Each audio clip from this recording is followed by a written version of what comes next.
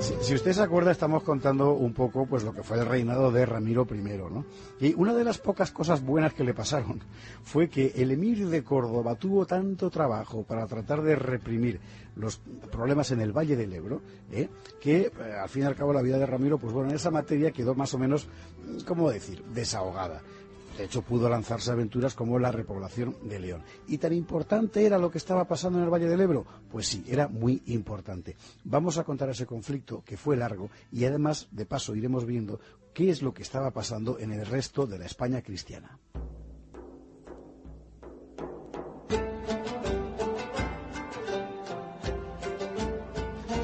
Recordemos cómo estaba el patio. En Navarra seguía reinando García I Íñiguez, hijo de Íñigo Arista, aliado por sangre y por conveniencia con los Banu Qasi del Ebro. Más hacia el este, en la línea del Pirineo, se afianzaban los condados de la Marca Hispánica, sujetos a las convulsiones que estaba viviendo el Imperio Carolingio. Luego veremos lo que estaba pasando en Cataluña y Aragón. Por ahora, quedémonos en Navarra y en el Valle del Ebro. Es aquí donde Abderramán II se ha visto obligado a enviar sucesivos ejércitos entre 843 y 846 para sofocar las revueltas de los Banu Qasi. Y esas revueltas tienen un nombre, Musa ibn Musa. Musa ibn Musa. Vamos a fijarnos en este personaje, Musa ibn Musa Kasibanu, que era el nombre completo, que vivía aproximadamente entre el año 800 y el 862. Este caballero era hijo de Musa ibn Fortún, hermano por parte de madre de Íñigo y Fortún Íñiguez de Pamplona, era marido de la también pamplonesa Osona. En fin, los Banu Qasi, recordemos, habían hecho de Tudela su capital, era aquella familia de godos conversos al Islam que habían consolidado su dominio en el Valle del Ebro y además habían emparentado también con los Arista, o sea, los Íñigos de Pamplona. Claro, con todo esto tenían un control directo sobre una zona muy importante de la península y además una influencia de peso sobre Navarra y sobre el Pirineo. Este caballero del que hablamos, Musa ibn Musa, tomó el liderazgo de la familia hacia el año 820 y Córdoba le confirmó como gobernador de Tudela y su comarca. Musa ibn Musa sabía muy bien que tenía en las manos un territorio decisivo. Las tierras de los Banu Qasi eran decisivas desde el punto de vista estratégico, militar y político, porque eran el muro entre Al-Ándalus y el Imperio Carolingio. Por eso los emires siempre respetaron a los Banu Qasi, les hacían un enorme servicio. Y eran también tierras decisivas desde el punto de vista económico, por su riqueza agrícola que garantizaba esa autosuficiencia, y por la situación junto al cruce de los caminos que atravesaban la península de este a oeste y de norte a sur. Nadie, en su sano juicio, renuncia a poseer semejante bombón.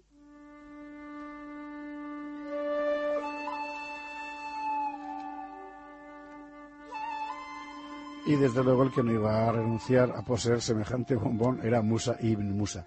Pero parece que hacia el año 841, después de una campaña contra los cristianos del Pirineo, Musa tuvo un altercado muy grave con Mutarrif, que era hijo del emir Abderramán.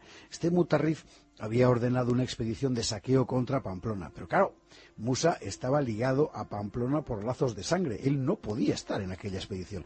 Lo que hizo fue mandar a su hijo Fortún y él, Musa, no ir a la campaña y encerrarse en su fortaleza de Arnedo, en La Rioja. Entonces Mutarrif nombró a un nuevo gobernador de Zaragoza, un tal Harit, y le dio órdenes expresas de acabar con Musa. Este Harit sitió a Musa en Borja primero, en Tudela después, finalmente en Arnedo. Acosado, Musa pidió socorro a sus aliados pamploneses y con los refuerzos de García Íñiguez de Pamplona, que era rey de hecho en aquel momento, Musa derrotó a Harit y le hizo prisionero. Harit fue la prenda de la reconciliación entre Musa y Córdoba.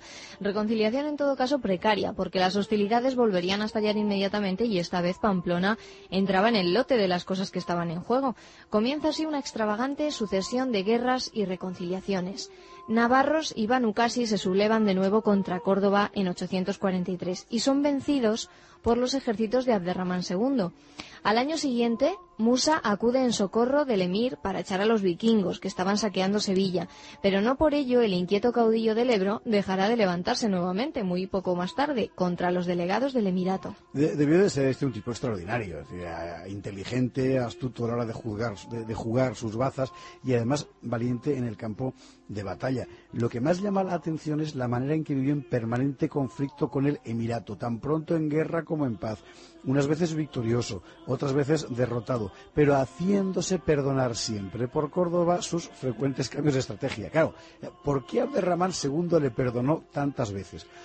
Esto es algo que solo puede entenderse si comprendemos cómo eran las relaciones de poder en la España de la época, que no se definían con criterios, digamos, modernos, ¿no?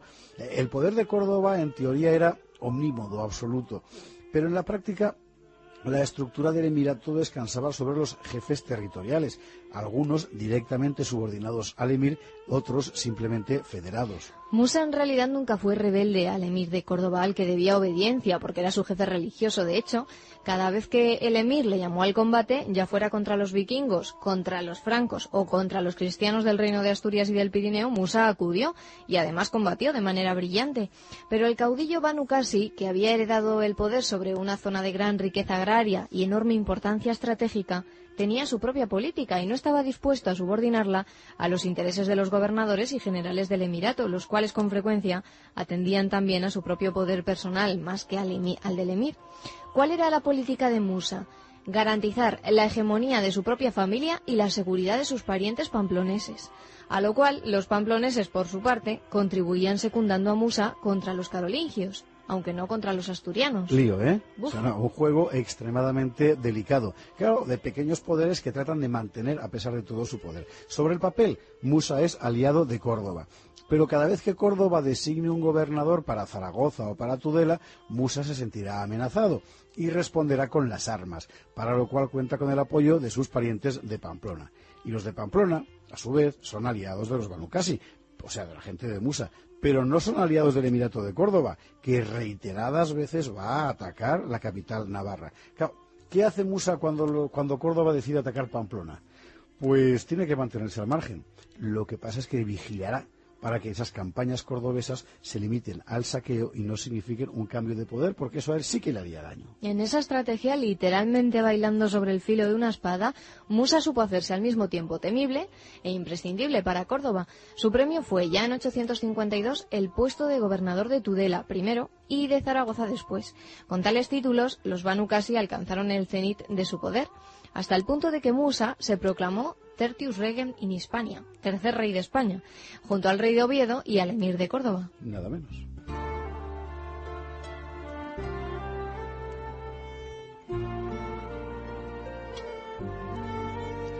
Claro, todas estas cosas naturalmente influían en el resto de la España cristiana, porque es que además en el Pirineo se estaban dejando sentir los efectos de las grandes convulsiones del Imperio carolingio. Vamos a recordar que los núcleos cristianos del Pirineo, desde Aragón y Sobrarbe hasta Barcelona, se habían constituido como entidades políticas, condados, bajo la protección carolingia, a modo de frontera entre el Imperio franco y el Islam. Pero el Imperio carolingio se estaba deshaciendo. El emperador Ludovico Pío ha muerto en 840. Desde 817, y siguiendo la tradición franca, había dividido el imperio entre sus hijos, pero estos comenzaron a luchar entre sí. Los hijos de Ludovico, los vamos a decir, Lotario, Pipino, Luis y Carlos el Calvo. El Calvo. Pipino murió pronto, pero los otros tres hermanos mantendrán la lucha hasta el Tratado de Verdún en 843. La fracción del imperio que nos interesa, la francesa, será para Carlos el Calvo. En todas esas luchas, los condes del Pirineo español tendrán que tomar partido, con frecuencia de forma cruenta. En todas va a haber esos condes españoles. Vamos a empezar por Aragón. En Aragón, si recordamos, Galindo I Aznárez, que ya había ejercido como conde en Urgel, Cerdaña, Pallars, Ribagorza, había empezado a consolidar, en Aragón decimos que era un condado chiquitín, un poder propio, que tenía una vinculación con la Francia carolingia, sí, pero solo formal. Y va a mantener ese estatuto hasta la fecha de su muerte, de la muerte de Galindo Aznárez, en 867. Y cuando muera, y esto es muy importante, el condado no será para ningún nuevo enviado de los francos, no. Galindo se lo va a dar a su hijo, Aznar II Galíndez, que esta gente era siempre capicúa, Aznar II Galíndez. Y es muy importante porque así Aragón empieza a distanciarse del imperio para dibujar su propia política.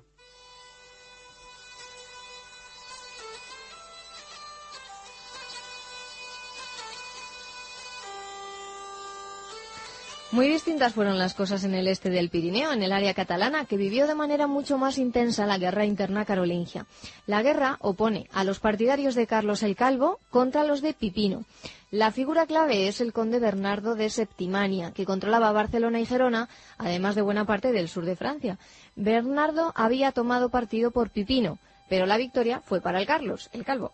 El conde Bernardo pagó con la vida. Era 844. En Ampurias y el Rosellón se consolidó el poder del conde Suñer, y Barcelona y Gerona fueron para otro conde, quizás hermano de Suñer, de nombre Sunifredo, también partidario de Carlos. Sunifredo. Este Sunifredo, no, tío serio, había ido acumulando un poder muy importante desde el año 834.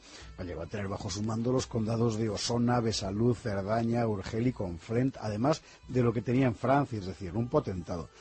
En el año 841 detuvo una invasión musulmana contra la Cerdaña, lo cual afianzó mucho su posición, ¿no? Porque demostró ser un guerrero de relieve. Ahora, después de tener el control de Barcelona y de Gerona, Sunifredo se convertía en una pieza clave del juego del poder en la región. Uno de los hijos de Sunifredo, de nombre Bifredo, será más tarde conde de Barcelona, el famoso Bifredo el Velloso. Ahora bien, la derrota y ejecución de Bernardo tuvo una consecuencia fundamental, y es que su hijo Guillermo se sublevó contra Carlos el Calvo. Y muy poderosos debían de ser los apoyos de Guillermo, porque el hecho es que pudo organizar un ejército y recuperar los condados arrebatados a su padre. Así, en 848, Guillermo derrota a Suñer y Sunifredo y se apodera de los condados de Urgel, Cerdaña, Barcelona, Rosellón y Ampurias. A Suñer y a Sunifredo se los da por muertos en estas luchas. En todo caso, la gloria de Bernardo duró muy poco. Inmediatamente Carlos el Calvo ordena una ofensiva contra el rebelde. En un paisaje de guerra total, que se complica con una invasión musulmana, Bernardo es apresado y ejecutado en Barcelona. Era el año 850. No me extraña que los historiadores catalanes pasen directamente del siglo IX, porque hay tal follón hasta que aparece el Bifredo del Velloso que realmente es difícil de contar. Pero bueno, que la acumulación de datos no nos impida ver lo fundamental. Y lo fundamental es esto, que aquí, en el Pirineo, a la altura de mediados del siglo IX, estamos asistiendo a la consolidación de dos procesos decisivos, a saber, el surgimiento de élites locales que entran en las luchas por el poder y la tendencia a que los hijos hereden el poder de los padres. Y ambos procesos, que son esenciales para la formación de entidades políticas estables, o sea, de reinos, serán ya imparables en las décadas siguientes.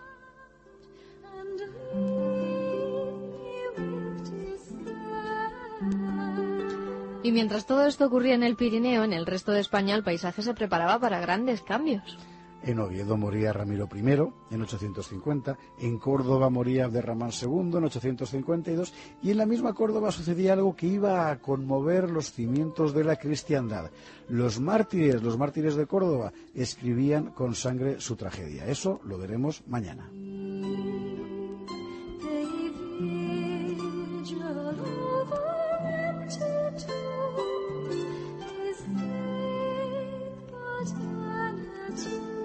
Thank you.